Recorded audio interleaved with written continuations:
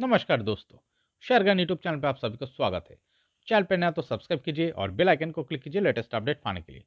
दोस्तों आज Apollo tyres share को एनालिसिस करेंगे जो कि 6% का अपमूव दिखाया और जिसका क्लोजिंग प्राइस है 500।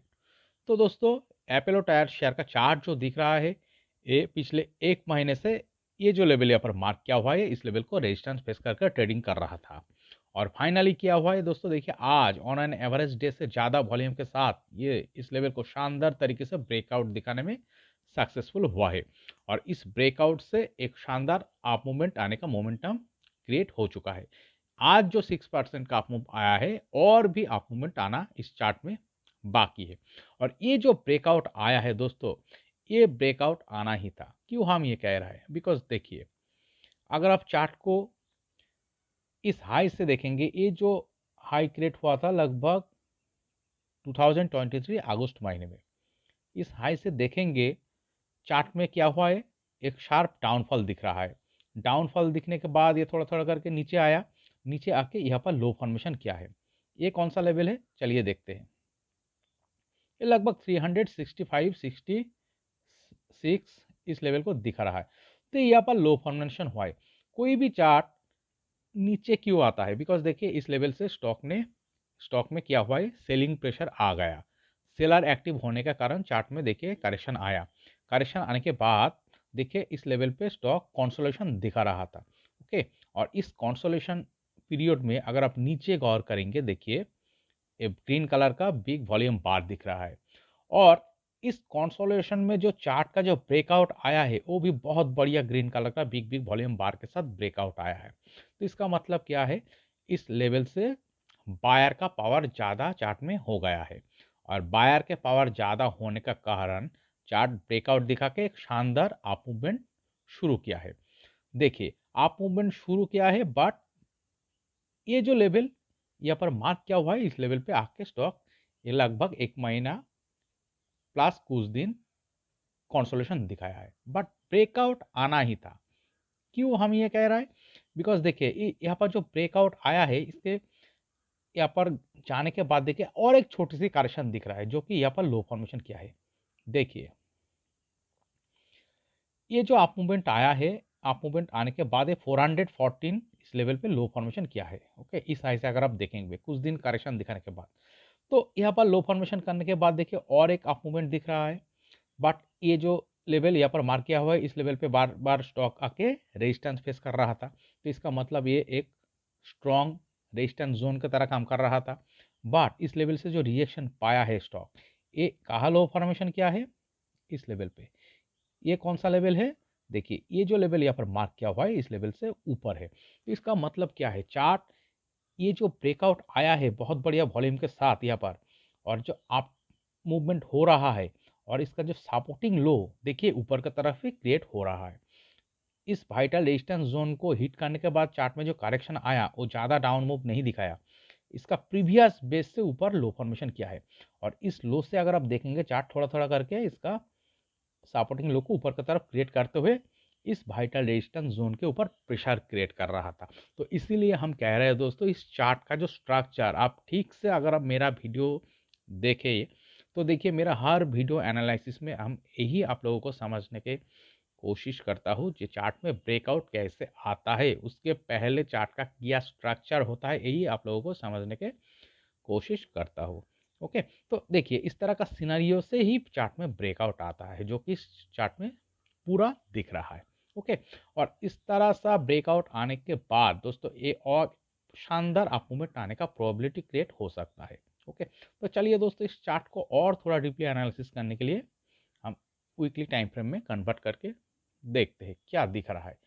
देखिए ये चार्ट जो दिख रहा है ये तो बहुत बढ़िया शानदार एक अप ट्रेंड में चल रहा है और इसका जो अप ट्रेंड में चलने का जो पैटर्न और कैरेक्टर दिख रहा है ये बहुत दिन सस्टेन करेगा। इसका अप ट्रेंड में रहने का सस्टेनेबिलिटी अभी भी बहुत दिन बाकी है। देखिए क्यों हम ये कह रहे हैं, बिकॉज चार्ट में 2021 में देखिए ये 250 लेवल पे जो रेजिस्टेंस फेस करना शुरू किया है तो यहाँ पर इस लेवल को रेजिस्टेंस फेस करके एक लॉन्ग टाइम से देखिए यहाँ पर कॉन्सोल्यूशन दिख रहा है चार्ट में। ओके, तो लगभग 1.5 साल का कॉन्सोल्यूशन दिखाने के बाद जो ब्रेकआउट आया है, इस ब्रेकआउट के साथ चार्ट एक शानदार अपट्रेंड में चल रहा है। और अगर इस चार्ट का अपट्रेंड में चलने का जो पैटर्न दिख रहा है, अगर आप गौर से देखेंगे, देखिए यहाँ पर जो अप मूवमेंट आया है, यहाँ पर एक कंसोलिडेशन आया है। कंसोलिडेशन दिखाने के बाद फिर देखिए इस कंसोलिडेशन से अपर का जो रेजिस्टेंस लेवल, इस लेवल को ब्रेकआउट दिखा के और एक शानदार अप मूवमेंट दिखाया है। अप मूवमेंट दिखाने के बाद क्या दिख रहा है, देखिए इस हाई से चार्ट में एक शानदार राउंडिंग बॉटम पैटर्न दिख रहा है, जो कि इस राउंडिंग बॉटम पैटर्न को ब्रेकआउट दिखा के फिलहाल पिछले एक महीने से यहाँ पर एक कंसोलिडेशन दिखा रहा था। और इस लेवल को देखिए, इस लेवल को रिस्पेक्ट कर रहा था। देखिए ये जो लेवल पे ब्रेकआउट आया है, इस लेवल को टच करके जो रेजिस्टेंस फेस कर रहा था, चार्ट ज़्यादा नीचे नहीं आया, इसी लेवल का आसपास जाके स्टॉक ने बेस क्रिएट करके इसका जो लास्ट एक महीने से जो रेजिस्टेंस फेस करके ट्रेडिंग कर रहा था, इस लेवल को दोस्तों ब्रेकआउट दिखाने में सक्सेसफुल हुआ है। तो इसीलिए हम कह रहे हैं दोस्तों, चार्ट में अभी भी अप मूवमेंट आना बाकी है।